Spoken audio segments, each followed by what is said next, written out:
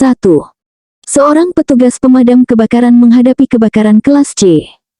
Tindakan yang paling tepat dilakukan adalah A. Menggunakan air bertekanan tinggi. B. Memakai busa atau foam. C. Menggunakan dry chemical powder. D. Menyemprotkan karbon dioksida atau CO2. E.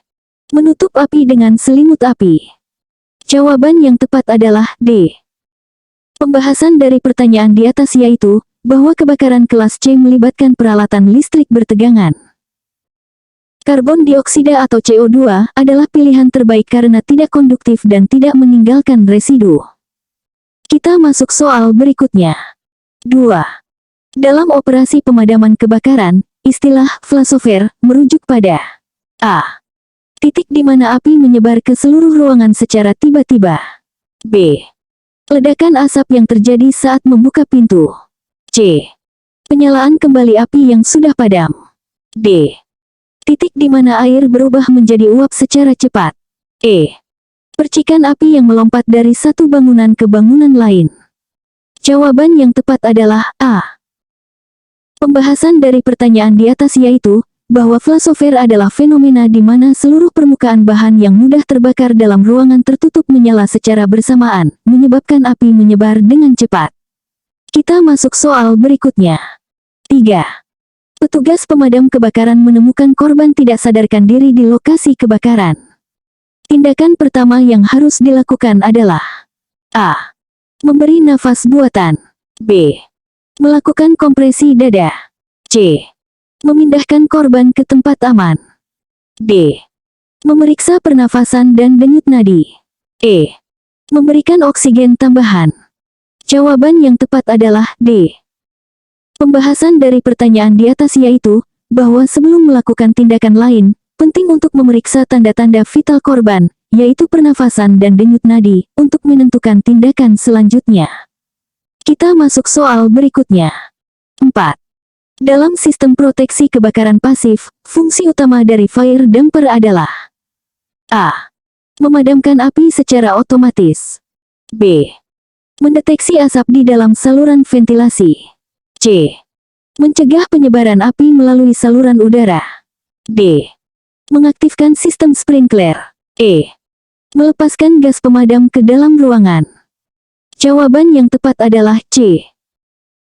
Pembahasan dari pertanyaan di atas yaitu, bahwa fire damper dirancang untuk menutup secara otomatis ketika mendeteksi panas, mencegah api dan asap menyebar melalui sistem saluran udara di gedung. Kita masuk soal berikutnya. 5. Petugas pemadam kebakaran menghadapi kebakaran di pabrik kimia. Langkah kritis yang harus diambil sebelum memulai operasi pemadaman adalah A. Memastikan pasokan air yang cukup. B. Mengidentifikasi bahan kimia yang terlibat. C. Mengevakuasi area dalam radius 1 km. D. Memanggil tim hazmat khusus. E. Menyiapkan busa atau foam dalam jumlah besar. Jawaban yang tepat adalah B.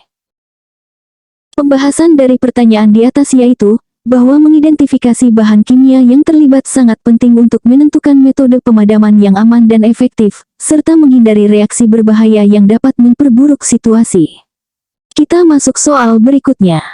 6. Dalam penanganan kebakaran hutan, teknik backfiring digunakan untuk A. Membakar bahan bakar di depan api utama. B. Menciptakan zona aman bagi petugas. C. Mempercepat penyebaran api ke arah yang diinginkan. D.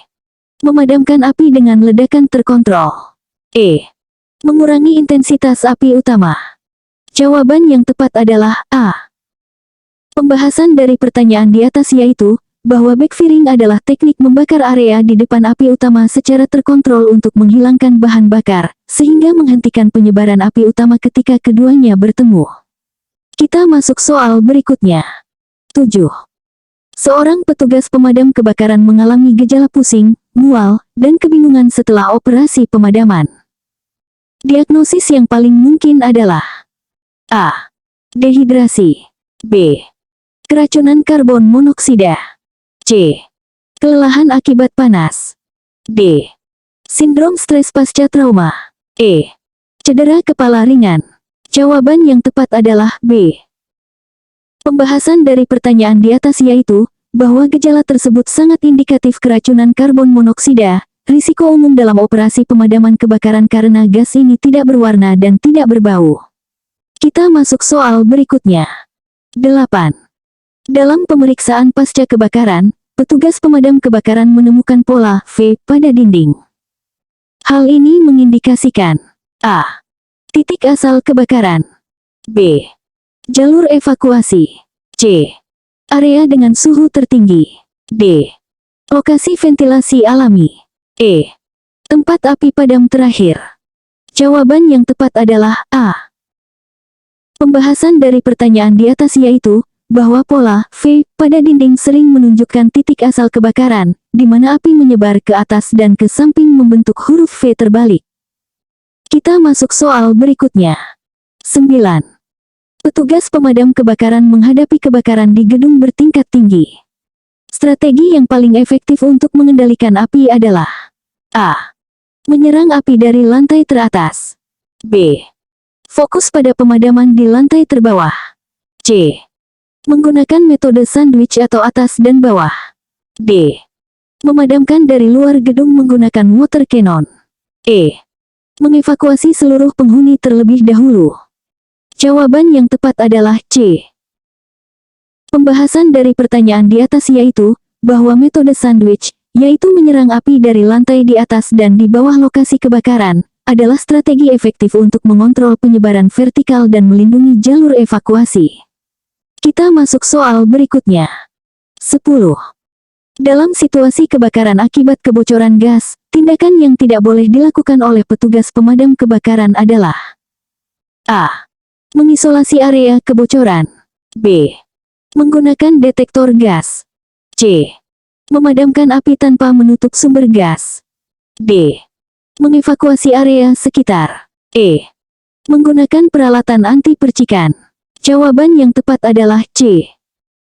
Pembahasan dari pertanyaan di atas yaitu, bahwa memadamkan api tanpa menutup sumber gas sangat berbahaya karena gas yang terus mengalir dapat menyebabkan ledakan atau kebakaran yang lebih besar.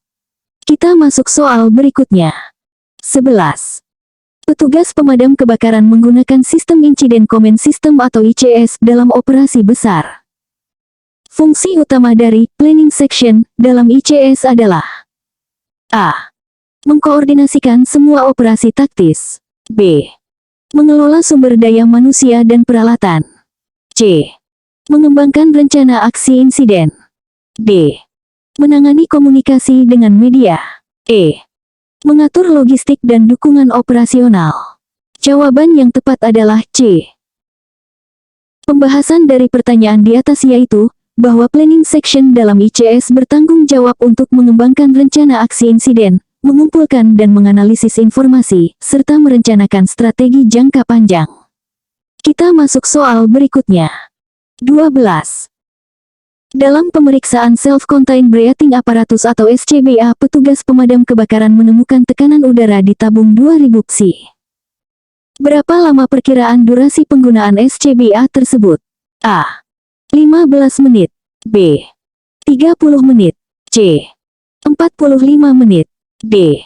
60 menit. E. 75 menit. Jawaban yang tepat adalah B. Pembahasan dari pertanyaan di atas yaitu, bahwa umumnya, tabung SCBA dengan tekanan 2000 psi memiliki durasi penggunaan sekitar 30 menit, tergantung pada tingkat aktivitas pengguna dan kondisi lingkungan. Kita masuk soal berikutnya. 13. Petugas pemadam kebakaran menghadapi kebakaran di fasilitas penyimpanan bahan bakar. Jenis busa atau foam yang paling efektif untuk digunakan adalah A. Protein foam. B. Fluoroprotein foam. C.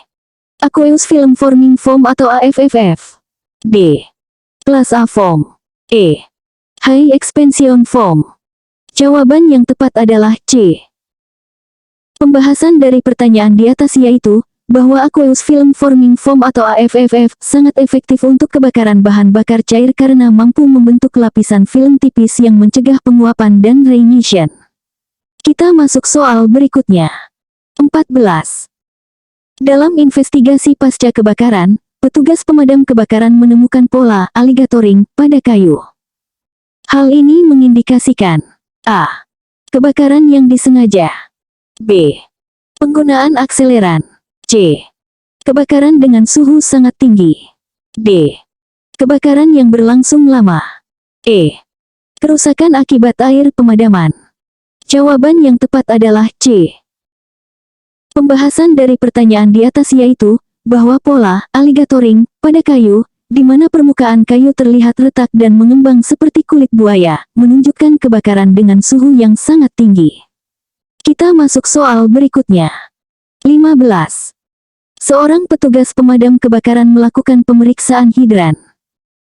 Tekanan statis yang terukur adalah 100 psi, sedangkan tekanan residual saat aliran maksimum adalah 60 psi. Berapakah tekanan aliran yang tersedia? A. 20 psi. B. 40 psi. C. 60 psi. D. 80 psi. E.